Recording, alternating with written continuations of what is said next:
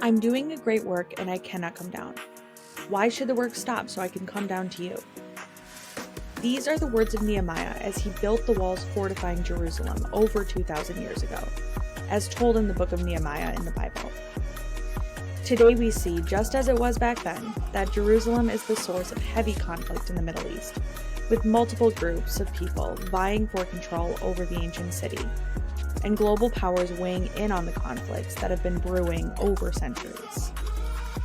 Join us as we delve into the mystifying history of Jerusalem and Israel, exploring the ongoing struggles and complexities that have shaped this ancient area for over 2,000 years. Through riveting discussions, we unravel the mysteries surrounding Israel's pivotal role in global affairs, its significance in the Abrahamic faiths, and the intricate web of U.S. foreign policy in the broader Middle East. Get ready to expand your understanding of one of the most misunderstood regions on Earth, here on the Great Work Podcast.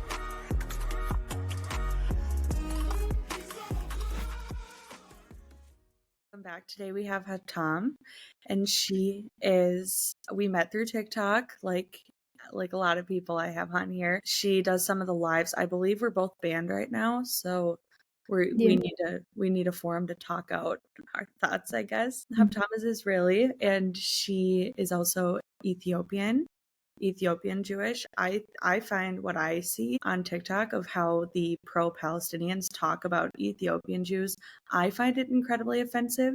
So I'd love to hear her thoughts on that. But first, can you give a little bit about your background? So I'm 20, almost 25. My family and I moved to Israel back in Ethiopian Jewish Israeli. I was never like far left or far right. I was always like in the middle, always believed in like peace and the land and not necessarily governments or anything that complicated. And I served for like 2 years in the IDF at the Air Force. Cool. Yeah. Awesome. So can you talk a little bit about what it was like moving to Israel from Ethiopia in 2001? Okay, so me specifically, I moved when I was like almost 2 years old, so I don't remember much about moving, but I definitely remember the struggle in the cultural differences, obviously, since I was like growing up in Israel as an Israeli lady at the end of the day who speaks Hebrew better than I speak Amharic. But my parents, they moved like pretty late. So you always have this like difference in the culture when your parents are immigrating at the older age. But definitely you see, I feel like what bothered me the most during like since October 7th is the amount of racism I'm getting for defending my own people. So it's like if you're looking at the map, okay? You have Israel at the end, you have Egypt, then Sudan and Ethiopia. So the majority of these pro-Palestinians, they're talking about like how are you connected to Israel, to all Israelis, to all Jews, and they're talking about how it's in the Middle East. And I know many families from Ethiopia that literally walked to Israel. So how is it hard for you to believe that we're Jews, but it makes sense to you that you will have Russian Jews or Moroccan Jews or Yemen Jews? So it's like I feel like the majority of them are just like it's plain racism because it will be perfectly logical having Yemenis Jews and Russian Jews, but somehow when you're talking about Ethiopian Jews and you also have like Jews from Nigeria and Ghana, it's not the only African country, but obviously we're 200,000, so this is the largest population. But all I'm getting is like I will not use the N word, but I've been receiving many N words. Something that in Israel we don't really like. Nobody's using this word. It has nothing to do like the culture. Obviously, we're speaking here in Hebrew, so I've been getting so many N words, and I'm like, I wouldn't get offended by this, but how can you claim to protect the poor, the oppressed, and you do that by calling me a slave or attacking me personally, talking like they're bringing up things that happened in the past related to racism and trying to tokenize that. And it's like, it's so offensive because obviously you know that I know what happened to my people. I know about racism. But why are you trying to tokenize that and like try to hurt and like, it's a very, very, for me at least, it's a very evil thing to do, because it comes from a very evil place, because it's not that you really care for my people or what we've been through with racism. No, you just want to tear apart the Jewish population or the Israeli community by talking about things like that. But you're not talking about racism that Moroccan have been through, or Yemenis, or other, like the religious and non-religious in Israel. No, the only thing that you talk about is my color. So no, it's not that you really been bothered by racism in Israel. You just want to talk about the color of my skin. So that's a lot of racism that I've been getting.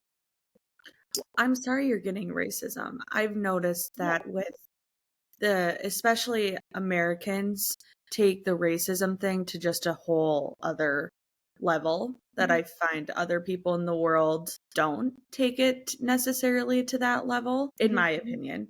But I agree, because yeah, the majority of them are Americans. That's yeah. it's a And burning it's one topic in big the deal. US. Yeah, it's a big topic over here Mhm. for rightfully so for some reasons, but I think some people, especially like teenagers, just take it way, way, way, way, way too far sometimes. And I find it very interesting, yeah, that they're calling you out, but they're calling you a slur to try and say that they don't support you or that you should support the people that are actively trying to kill you, which is Yeah. Hamas. It just They doesn't wouldn't, make exactly, they wouldn't think that far. The only thought they have in their mind is the same propaganda things that they've been reading. Okay, so you have this very well paid machine, the propaganda machine, which its main job is to spread lies and false information about Israeli people and Israeli government. So those people, even the N words and the bad type of treatment that I got was not from black people, but it was from pro-Palestinians. But black people that I've been talking to, they think that they're like, they have this thing that they feel like, okay, so these are the non-white and they're the oppressed, obviously, so we should support them, right? So I feel like, no, you've got all of this been keep on reading those like false information, fake articles, obviously, and even the ones that have a bit of truth, obviously they have already made out of it, like just now on October 7th, the amount of black people that they brutally murdered, it's not that they have sent a bomb and somehow by mistake innocent black people were unalive. No, they butchered them, they shot them face to face. Like, I know that on the first day there was one lady who were over 40, like a mom. You can see that she's a mom, she's an elderly, and they still killed her. It's not that they were searching for soldiers or the white Israelis. No, they came here and whoever they saw, they shot. It has nothing to do with race. It has nothing to do with Jewish. It has nothing to do to color or a state or nothing. Even the Muslim ones, okay? We're talking about Israeli Arabs that are a part of our community, okay? They are also on, like, we're on the same side here because they have had lost as well. Druze, Arabs, Ethiopians, non-Jews, Christians, we were all under one attack by Hamas. So it's not that, yeah, TikTok day. So it's not that it was directly to the army or to the soldiers. It was to everybody here. And this is why I don't understand why they keep on talking about you shouldn't support, or no, I will support the same IDF and the same government that is trying to save my life, because if it wasn't for the IDF, if they wouldn't, like, our soldiers have been like, they stopped them on that day with their bodies. If it wasn't for these soldiers that were, like, at the end of the day, they died to protect us. If it wasn't for them, that 1,200 people in a day, it's been 70 days, that could have been easy, like 90,000 people dead. And more and more Hamas terrorists could have been entered to the country, but no, they had to, like, with their bodies, they had to stop them from killing more Jews. and more Israelis, and this is what happened on that day. So don't tell me you shouldn't support them. It's a no. It's not about land, okay? It's about good and bad. It's about killing people, okay, and it's about protecting people. It has nothing to do with land. If they were really trying to conquer or free Palestine, they would tie up the people, okay, even if they wanted to take hostages, they would tie up people, okay, they wouldn't burn houses, they wouldn't burn people alive, they wouldn't sexually harass and sexually torture men and women, children. So they wouldn't do all of that. They would focus on bases. They would take bases. They would take military commanders. They wouldn't get close to civilian areas, right? But they did. The civilians, they're not holding weapon on their, like, if even if something like that would happen, the press would tell us just to stay at home and the army would take care of it, right? So instead of actually going here and freeing Palestine or focusing on the resistance that you were trying to do, no, you didn't do that. You were focusing on butchering ravers who their average age was like 20, maybe. All of the ravers, mostly women, these small villages, okay, on the border of Gaza. These people are like in Israel, we call them like the far left. There is a reason why they live on the border. These people are I feel like if anybody believe in peace and in two-state solution and one-state solution in together, are these people. And the majority of them right now, I don't want to say for them, but I feel like most of them understand that the problem is real and it has nothing to do with land. Yeah. Yeah, totally. I think that's something that people don't understand is that the people who live by the border of Gaza are the most liberal people in Israel, who a lot of those people dedicated their lives to try and bring peace together between the people of Gaza and the people of Israel. And they, like, I've seen so many stories about many of the people that were killed or taken hostage and tortured were people who would volunteer to pick up people at the border of Gaza and bring them to the hospital so that they could receive Mhm. Israeli medical care. I've also never heard of an open air prison that picks up people to bring them to get medical care in another country with better medical systems. I've never heard of an open air prison where people bring like tons of trucks of aid in every day. When I went to Israel a couple years ago, we went up to the border of Gaza and watched them exchange aid back and forth. And then they told us about how they bring people to get medical care. And there was one person who went, a story that they told us where she went to, it's a woman who went to go shoot the aid workers and the Israeli IDF soldiers at the border when they were exchanging aid. And she got injured and they said, okay, well, or maybe she was a part of it somehow. I don't know. She was part of it. And they said, okay, well, we're going to give you treatment or whatever. She must not have been part of it. I don't remember the whole story. But she needed medical treatment. And so they brought her to get medical treatment. And when they picked her up to get give her medical treatment, she was wearing a suicide vest.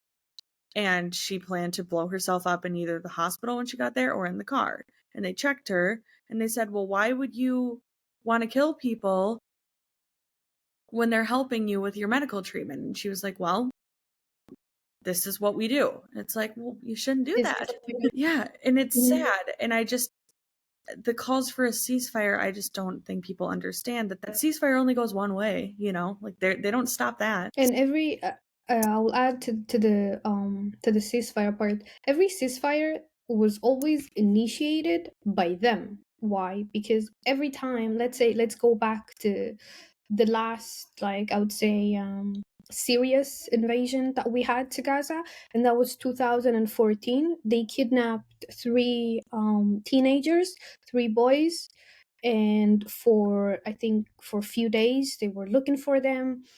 And there was also the recording of one of the guys was calling the police when they understood that, like, he was kidnapped. There were three at the back, and then after a while, they found the bodies of all three. And this is how in 2014 they entered and they tried again. Back in 2014, they was trying to do what we were doing right now, but then again they were crying, and the whole world was pressuring Israel. No, we should do ceasefire. Stop with the bombing. Stop with this, right?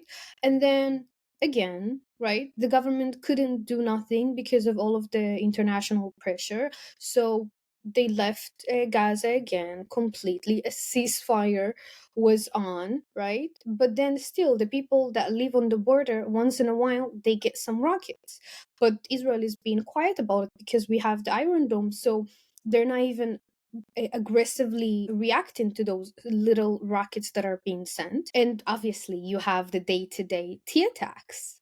Because, Mhm.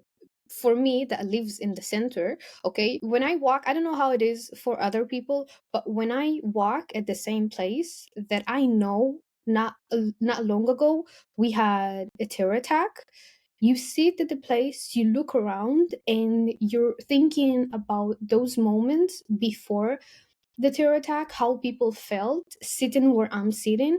And for me, I don't have the same fear.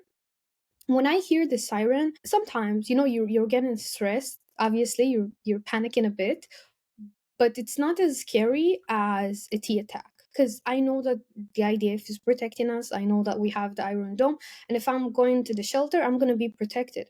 But when I'm walking outside and I don't know, because, the majority of those attacks were from East Jerusalem or like from the West Bank. And you don't know. It could literally be anybody. He can run you over, he can stab you, he can just buy illegal weapon and just start shooting people in Tel Aviv, in the center of Tel Aviv. And it's like, if you ever, like, you've been in Israel, so you know that wherever you go, you have security. At the mall, even at the small shops in Jerusalem, wherever you go, you have soldiers 24/7. It's not something normal, and people think that this is just like it's how Israel is. No, I wish we didn't need this, but we must, because if you wouldn't have like Magav, which is the power that is protecting that side of Israel in Jerusalem, then most probably every day you're gonna have people dying in Jerusalem or in Tel Aviv. If you're not gonna have those undercover cops and like a good intelligence, then you're gonna have attacks every day. Because if it wasn't for that level of security that we have, so many people would be dead, and so many people already died, right? Mhm. Just now, even after the war, we had two different terror attacks. Even during the war, after, people that live in Israel, this is what bothers me the most. People that live in Israel that didn't took part of October 7th, right? Mhm. Like, they were not. They were in East Jerusalem, in the West Bank. They didn't took part, but they've seen the terror, right? They saw the videos on Telegram. Everybody saw the videos, and those images are horrific, right? So you've seen it. You've seen how the people of Israel have come to that point, painful point, right? And you're still waking up in the morning and you're like, okay, even though this is what's happening right now in Gaza, I will still go and I will still try to shoot as many people as I can, regardless to what they are. And it's like, it's frustrating because you want to believe in peace. You want to believe in two-state solution or one-state solution, or that we have who to talk to. But then during this vulnerable time, this is the type of things that are happening, and you don't know, like, how am I supposed to react? Am I Right. supposed to feel safe? Well, Because and I will not go to Jerusalem right now, to yeah, be honest. yeah, It's scary. it is scary. And you Mhm. shouldn't have to go through that. And I can't stand that the entire global community, it seems, or at least the people on TikTok, have just completely belittled your experience and what you're going through. October 7th was horrific enough. And now you Mhm. have to still live with this like this fear, and more terrorist attacks are coming. And it's just like, well, what? You just want to bomb Gaza? It's like, I don't know. You want to take out Hamas? Like, I just want to live in peace. yeah. We're not even that religion. You understand? In Israel, that you have maybe few, like, 3 million people that are, I would consider religion, but like religious. But even them, it's We don't have that in Israel. We have one of the biggest gay prides. People in Israel have, like, it's a democrat country. We're not that religion. We religious. We don't even care if the people that lives in Israel will be necessary Jewish or not. To that, like, obviously you have the rules of who can come here, or who cannot, but on a day to day, I don't care, and the majority of people don't care. We want to live our life peacefully. We have almost 3 million Arabs, Israeli Arabs, that are part of the community of the Israelis, and they are Israelis just the same way that I'm Israeli, and I know that they want to live in peace.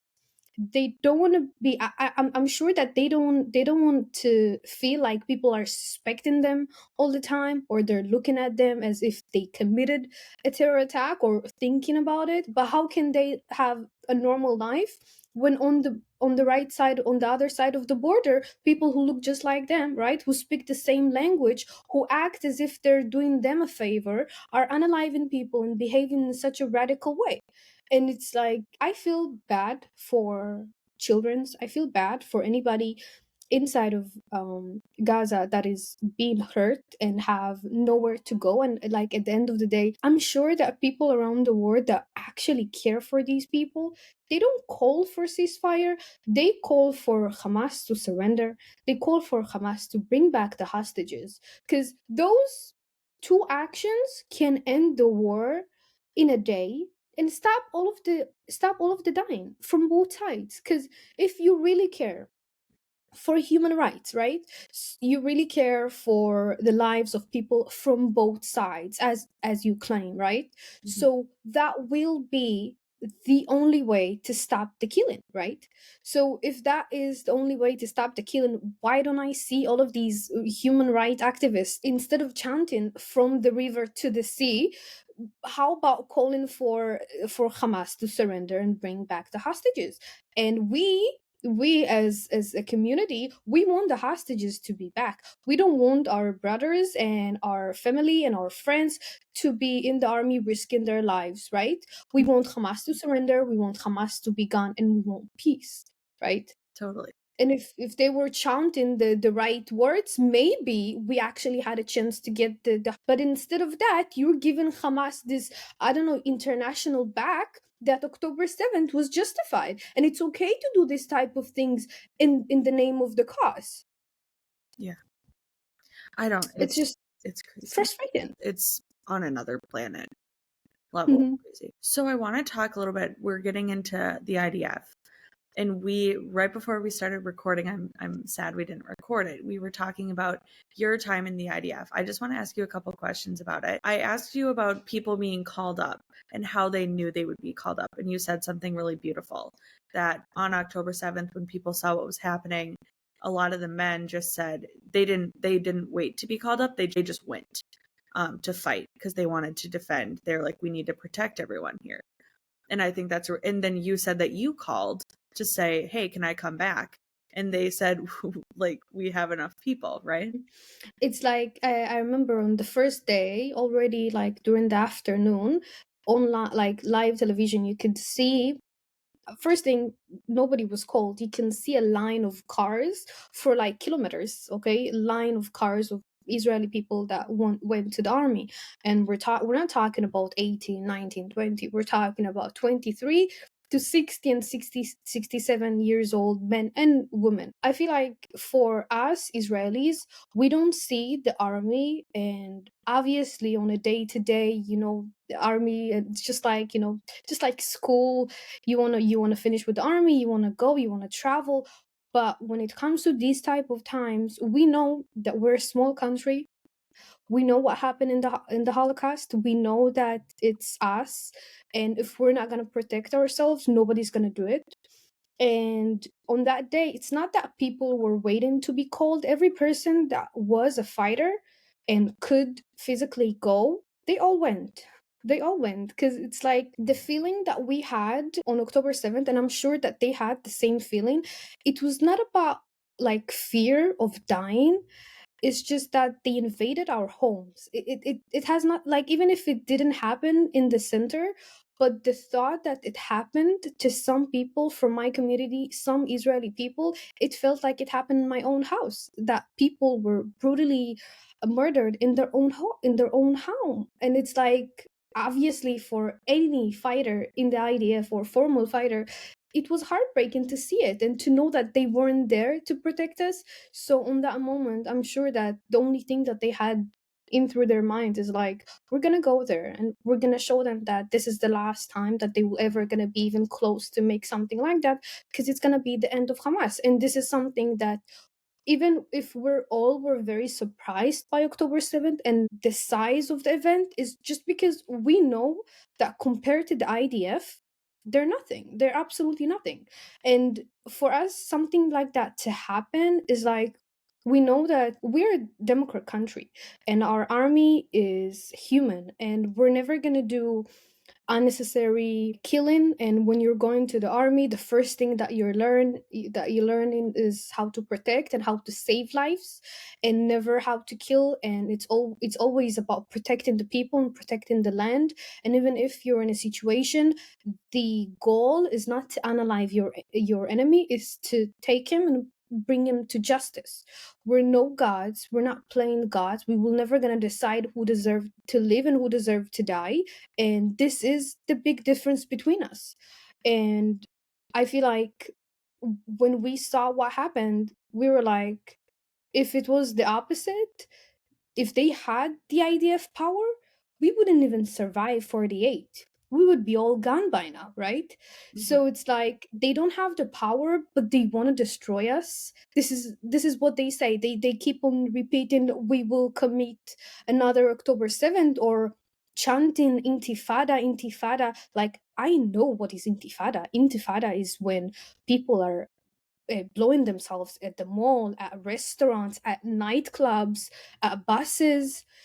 During this time, I, for example, that don't have a car, okay, I will not go on a public bus or anything that is public, because it's scary. Because you don't know which number will be the unlucky number to go on, because many people have lost their lives just by going on the wrong bus. So it's like, no, we're not gonna behave this way. And the IDF could, if we really wanted to commit a genocide, right, like how they like to use, there would be no Gaza by now. There would be no Gaza in 2014. But this is not the goal. This is not what we're trying to get. The misconception right now is that the Israeli people want to conquer, want to take lands, want to. No, we were living peacefully on October 6th, and we were forced to a war. And now you were supporting those brutal acts of October 7th, calling it resistance. But now, when the IDF is protecting, you're saying things like, no, that's a genocide. No, that's too much. No, you should choose if you're against war or if you are with war. Because if you can support what happened on October 7th, I don't want to hear you nothing. I don't want to hear you at all. But if you can condemn Hamas on October 7th and you think that everything was wrong, then I want to hear you not saying Israel stop. I want to hear you say Hamas should surrender. Totally. Hamas should surrender, and they should bring the hostages back. At any point here, you cannot come to Israel and talk about why are they're doing this, or why are they attacking it this way. Even though the number of casualties is high, obviously, for me, if I see one soldier, even if I see one soldier, it hurts your stomach, it hurts your heart, because you know he has family. You're looking at his face and you're thinking to yourself, I might have seen him before. And it's painful, because some of them, they look just like me, some of them look like somebody that I've dated. So it's painful even if you don't know him, each one of them. So I know that the number of casualties in Gaza is higher, but you're forgetting that nobody's protecting them. Mhm. Nobody's protecting them. They have no shelter bombs. The head of Hamas is sitting comfortable in Qatar, right? They also loudly and proudly say that their job is not to protect them. Yet the pro-Palestinians, instead of going after Hamas, that is using them as shields, they're going after us. That the only thing that we want is that this war will be over. And to move forward to the future. Because in Israel, we're not talking about like if you would watch the Israeli media, they're talking about what's going to happen on the day after the war. Mhm. Who's going to control Gaza, if it's going to be a Palestinian authorities or not. You see, the conversation is all about who's going to control the Palestinian people, who's going to control the land, who's going to be the best fit to help them to get a real education. That is the conversation. Nobody's talking about let's eliminate all Palestinian people, or let's do this or that. And on the other hand, if you're going to watch Al Jazeera and you're going to listen to Yahi Sinwar, that's the only thing he talk about. Mhm. But the Jewish enemy, and what he's planning to us, or his friend in Lebanon, Hezbollah, who's saying the same things. Totally. And Mm, it is funny when people say that. I mean, it's funny that they scream genocide, but the death count is stuck at around 18 to 20,000 for almost 3 months. So typically mm, in a genocide, that number of deaths would go up very sharply, increase very. yeah, It would be much more than 20,000 3 months later if the IDF was not making a lot of moves to try and not kill. I think that that's funny. I realized that the other day. The death count has remained almost the same for 3 months. How is that a genocide? You know? it's like the same type of people that I'm trying to talk to, and I say it's not a genocide, okay? Because the definition of a genocide is mostly the most important thing is the intention behind the act. And what happened on October 7th is much more like a genocide than what we're doing right now. Because obviously, if you're comparing our actions or the IDF's actions to a genocide, then each war in history is a genocide. So wars in general are genocide. Because if the other day I was talking to somebody on a live and I was like, can you define me a genocide and a war, and explain to me how is it different? Because it's at the end of the day, yeah, it's the intention behind it. We are not going on a war to kill all Palestinian peoples, Mhm. right? We're going on a war after Hamas, just like how the US did in Afghanistan and Iraq. So you're not nobody's going after Palestinian people. We're going after Hamas, who committed the October 7th acts.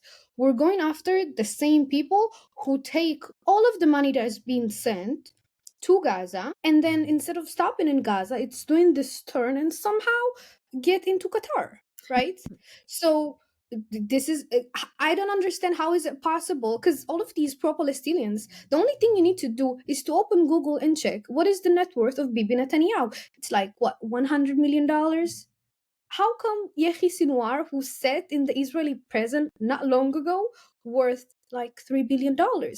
How does that make sense? I don't understand it. Like Kim Kardashian doesn't worth that much, Right. right? And she's been working for this long, right? Kanye, the Jay-Z doesn't worth that much, right? How come this guy worth that much? Don't you think that something is wrong when 60% of Palestinians are in need of basic aid? And this is not from October 7th. This has been going on for a long time, right? So you have the rich luxury neighborhood in Gaza, right? So if you're committing tea attacks, and your family is going to be paid for the rest of their lives, right? Because you're going to be dead, obviously, or in Israeli prison. So they're going to be living comfortable there. And the sons and their family of Yehi Sinwar and Mohammed Def and all of the suicide squad. So all of them, they're going to be living comfortable, and their families in the luxury. And we talked about it the other day. There is Mercedes Benz in Gaza, which is ridiculous, right?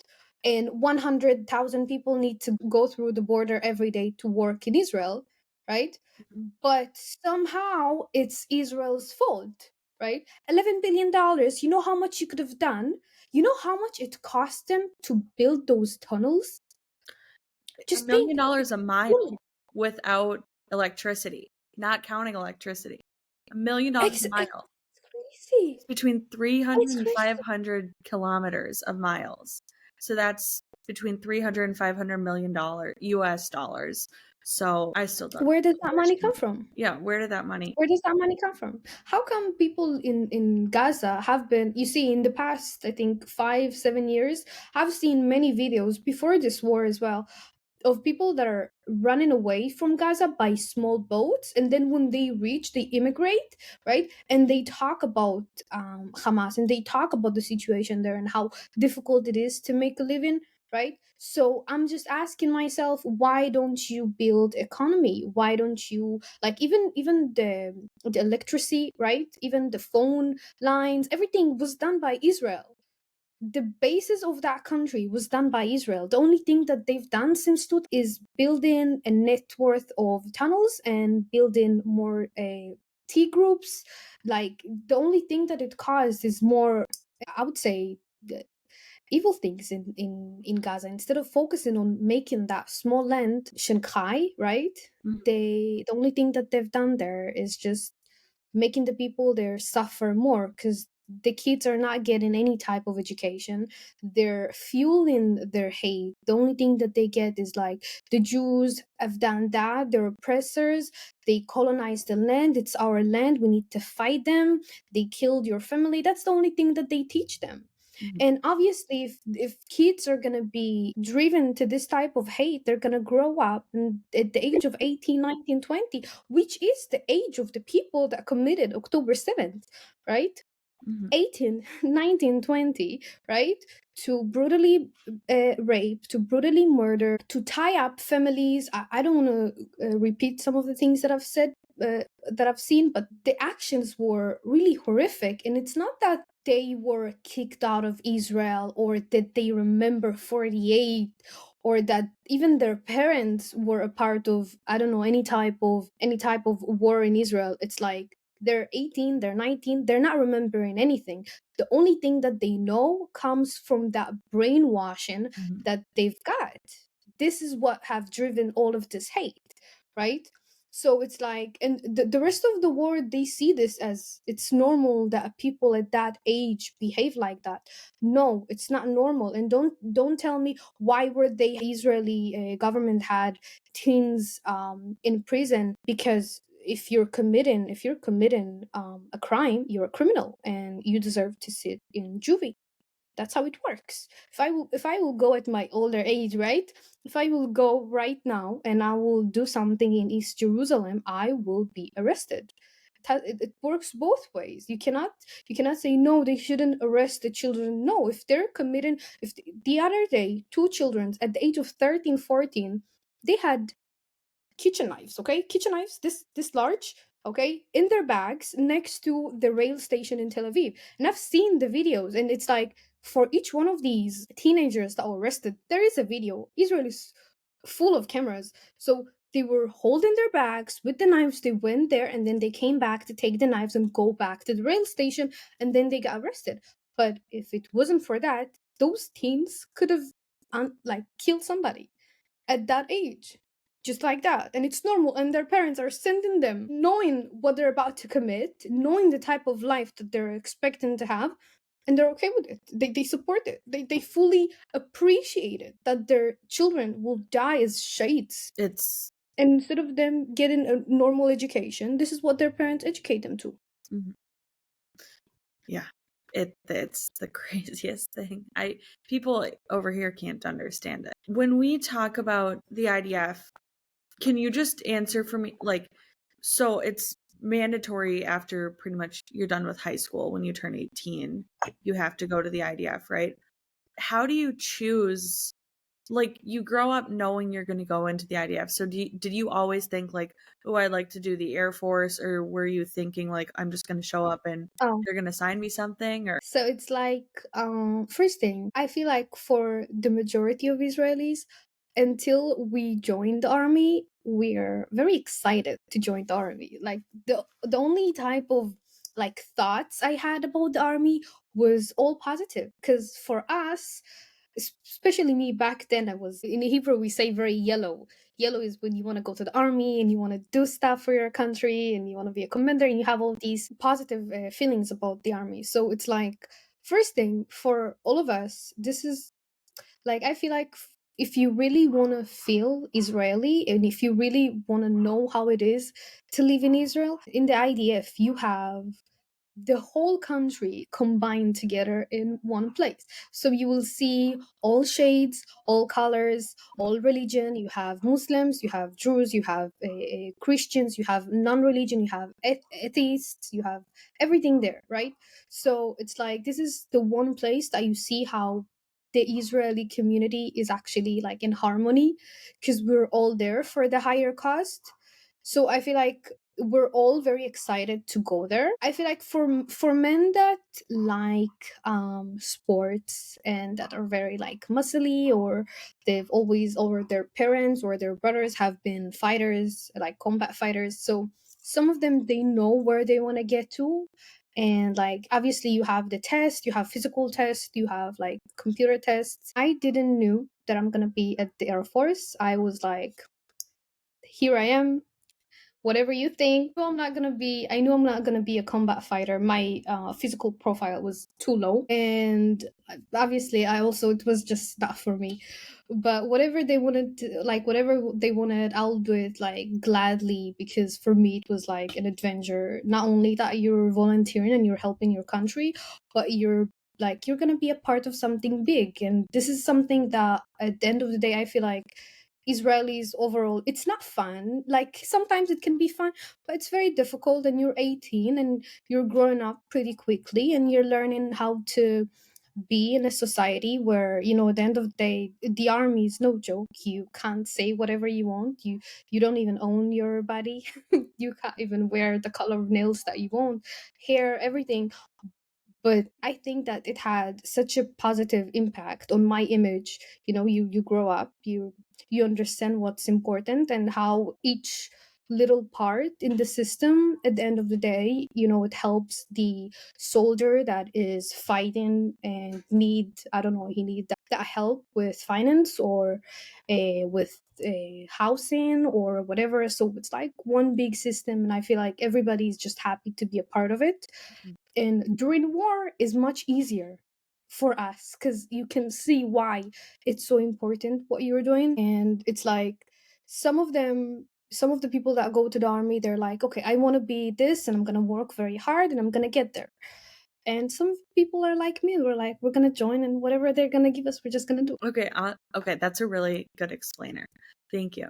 Mhm. And then my last question for you is the biggest question we get about Ethiopian Jews is that apparently everyone was forcefully sterilized. And I know you have Okay, some thoughts about that. Yeah. so first thing, it's not everyone. Okay, obviously, it's not everyone.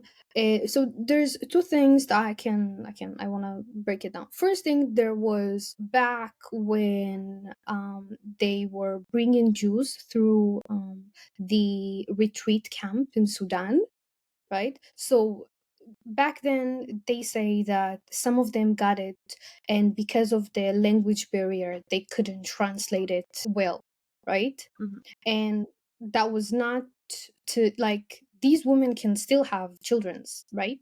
Just want to make sure that everybody understand, It they was can all birth still control. have children's. It was birth control. Mhm. But like there was another story of 2013, but it's like those stories, okay, it's a very specific small amount of the community, and it was very very in Hebrew we say dot, but like it obviously it's terrible, and we know it's terrible, and we talk about it as black people in Israel. We talk about this event in the right conversation. This is not the time for this conversation. We need to make sure that we're going to have a country to fight for better rights, or to fight against racism. Wherever you're going to have, and especially in Israel, where when you walking in the street, all of the faces look different. You're going to see any type of face. So obviously you're going to have racism. We cannot force people and say no. So from Sunday, that's it. Racism is off the topic. We can't be racist anymore. This is the new laws. If you're racist, we're going to kill you. No, it doesn't work like that. As a community, we're working, we want to talk about it. It's a very important conversation to have. But for me, if you're talking about this subject right now, it's from evil intent to cause damage.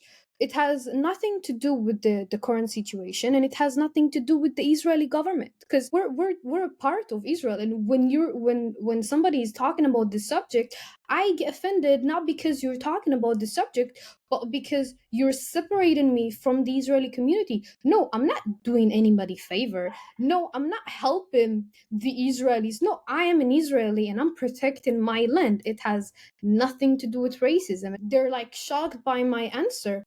Just because you, okay, let's say Americans that are doing this type of conversations, they're like, I'm like, if you can't see yourself as an American, as a proud American, that is your problem, because you're living there, you're getting your education there, and you don't know how your life could have been turned off if you weren't in the US, right?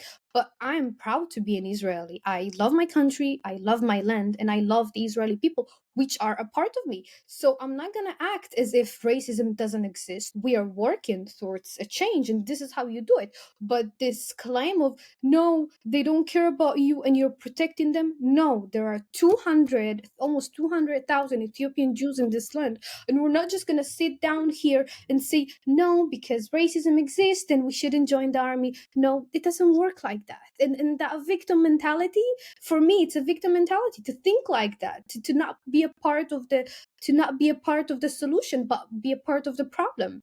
And it's like, no, if you think like that, the way that you're thinking is completely wrong. Because we cannot work and solve racism today while war. And we all know this is a problem that needs to be fixed. But I would say that from my American friends, from my British friends, black friends, and I've talked to them, and they were here and they were there as well. They feel more safe in Israel. Don't act as if you don't know, because obviously here you will feel more safe. We still have racism, but you can't even compare it to what's happening right now in the US or UK. So please do not. And if you want to talk about racism, if you want to talk about human rights, they're still enslaving black people in the West Bank, in Al Abid, which is Mm. the prison of the prison of slaves, or how like Darfur, like seriously, they're killing black people who are not Muslims in African countries right now. So don't act as if somebody's being unalived and somebody's being killed in Israel just because he's black, when you have, I don't know what, 200,000 people, 300,000 people that have been dying in Somalia and Sudan. Like, you're talking about racism and human rights. We are the most safe country in the Middle East for black people. In Israel, if you're a refugee from Eritrea, from Sudan, and you're coming to here, you're gonna have, at the end of the day, you're gonna have work. They're gonna acknowledge you as a refugee, even if you're not gonna get the same rights. Obviously, you have rules in each country, but you're gonna work, you're gonna live, you're gonna have normal life, and at the end of the day, you're a refugee who came here because of a war, and you're gonna live freely. But the stories that I've heard, and there is a very famous guy on TikTok that he's Eritrean, and he's talking about it. When he passed the border to Israel in Egypt, and on the way to Israel, some of the people had to sell their kidneys because they had to pay to pass the border, or to give everything they had. They wouldn't give them water or food, and they would let them starve and drink their pee. And this is things that happened, and like people that have been through this are talking about it, because when they reached Israel here, they treat them like human beings. Nobody asked them to pay, because it's a legal country at the end of the day. Nobody asked them to sell any kidney. Nobody asked them to drink their pee. No, they treated them like human beings. So don't act as if the Middle East is this perfect utopia for black people, when we all know the Arab slave trade still exists. And this is what you're supporting. And Black Lives Matter, It's such a big disappointment, really, such a big disappointment. Why don't you fight for the Afro-Palestinian people? Where have you been when they were literally talking in the media a lot about the racism they have been facing? And nobody said anything. But you care for us, the Ethiopian people, who can do whatever we want, travel wherever we want. We're talking about the racism, but right now we're not asking you to come help us with the racism. We're asking you to come help us with Hamas. And it's not happening. They want to focus. They want to focus on what they want to focus at. You know, whatever that's gonna make Israel look like the bad guy. I think that is a perfect place to end it. I think you Mhm. really, that clip's gonna go viral. That was really good. Well, thank you Good. so much for doing this. I hope Thank you for having me. everyone's gonna really enjoy this episode. Stop recording.